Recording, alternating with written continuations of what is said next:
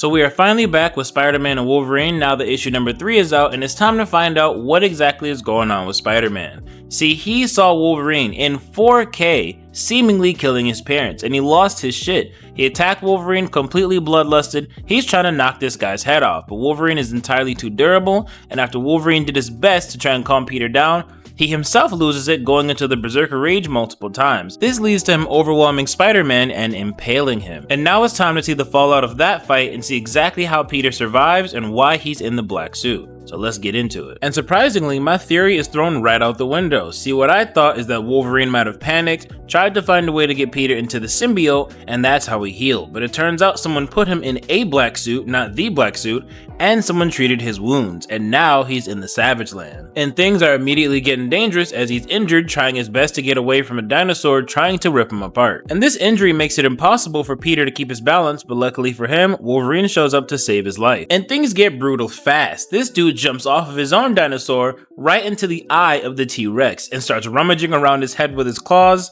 My god, this must have been a very brutal death. And things go from brutal to awkward pretty fast, as after Wolverine murders the T-Rex, he hits Spider-Man with a simple "hey," as if he didn't try to murder Peter and possibly murdered his parents. Obviously, Peter is not happy to see him and does not want his hand in help. And this is where we get the reveal that's kinda crazy, as it turns out Wolverine stabbed him like that on purpose. It wasn't just the Berserker Rage or him lashing out in self-defense trying to kill Peter, he just needed a way to slow Peter down so they could actually have a conversation. And in a way, I feel like that's worse than just losing your mind and attacking Peter in self-defense. At least in the Berserker Rage, he can't exactly control himself, and Peter was trying to kill him. But this was traumatizing, and it was quite the wound, so obviously Peter sees him as a psychopath for thinking stabbing him was a way to get through to him. But then again, Peter was not listening in that fight, so I kinda get it. And now that he's in no shape to try and kill Wolverine, he's kind of forced to hear him out. As he says what he was trying to say in the last issue, he doesn't actually know if he was there to kill Peter's parents. And as Peter points out that he was holding a dagger in the footage, he said at the time he didn't even know he had claws, so he would have brought a dagger to protect his parents. Peter just can't believe any of this, and he doesn't know how he'll even be able to get past it, but Wolverine just makes it clear. He doesn't know what he did, and neither does Peter. All he remembers is that at that time, Peter's parents were his friends. It is not like he didn't kill friends before, but there's just a chance that something else could be afoot here. And essentially, this is all he wants Peter to understand. He doesn't want him to forgive him or forget. He doesn't want him to be angry. He doesn't want them to fight. He just wants him to accept the fact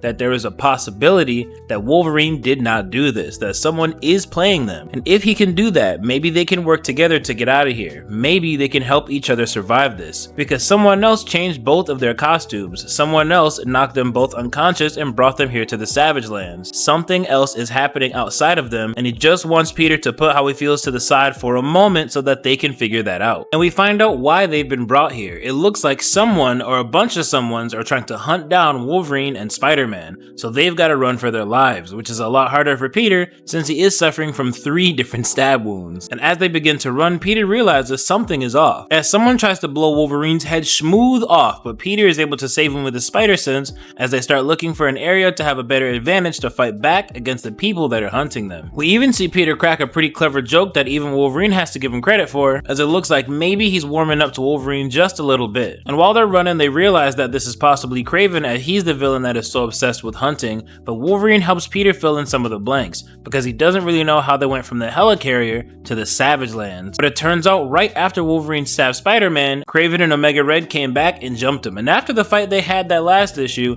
it makes sense he couldn't take him on this time. And the fact that they conveniently showed back up right after he stabbed Peter only adds to the idea that he probably didn't kill Peter's parents, and that this is all a ploy just to get these two cooked, because this is a pretty big supervillain team up, especially since while they're running, now Wolverine is the one that senses something is off, as we get our introduction to another villain named Dread Shadow, as he slashes at both of them, and now we see yet another person that's partnered up with Kraven and Omega Red and God knows who else to take down Wolverine and Spider-Man. And this was a great time for Logan to give Peter a fat I told you so, as he's been trying to tell him this is bigger than Kraven and Omega Red, as they are both being played, moved place to place, getting new costumes, getting mind games played on them.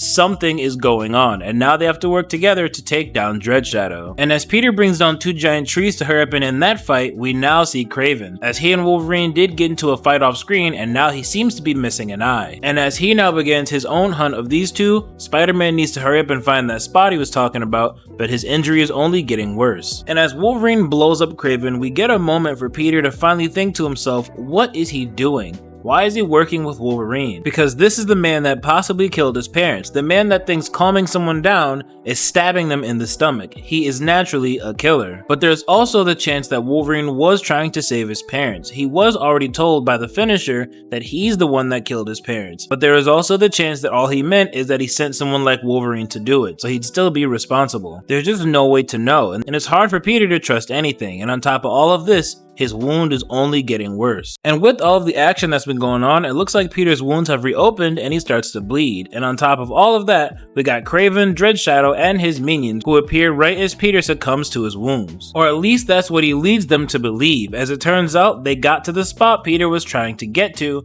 and this was a trap full of velociraptors, all left over from a battle with the X-Men a while ago. And this is the tactical advantage they needed so they could finally fight back against all of these people that are hunting them down. And with such a great distraction, Spider-Man and Wolverine are actually able to turn the tables and start cooking everybody. And as Peter starts to use some of that leftover reeds to cook Kraven, he says in Russian, "Not so fast," as he presses a button. And this activates the devices on Spider-Man and Wolverine's wrist, sending them to China, where Dr. Octopus is already there waiting on them in the middle of terrorizing someone, so now they have a whole new host of problems. And this leads me to wonder, what the hell does this evil organization want with Spider-Man and Wolverine? If they wanted to kill them, they could have done that last issue. Peter was already on death's door and they jumped and defeated Wolverine, but instead of killing them, they gave them new costumes and they even patched them up. Why are they torturing these two so much? Maybe we'll find out in the 4th issue as they have to defeat Dr. Octopus and whoever else joins this massive villain team up to take down Wolverine and Spider-Man. But I hope you guys enjoyed the video. This was a pretty good issue,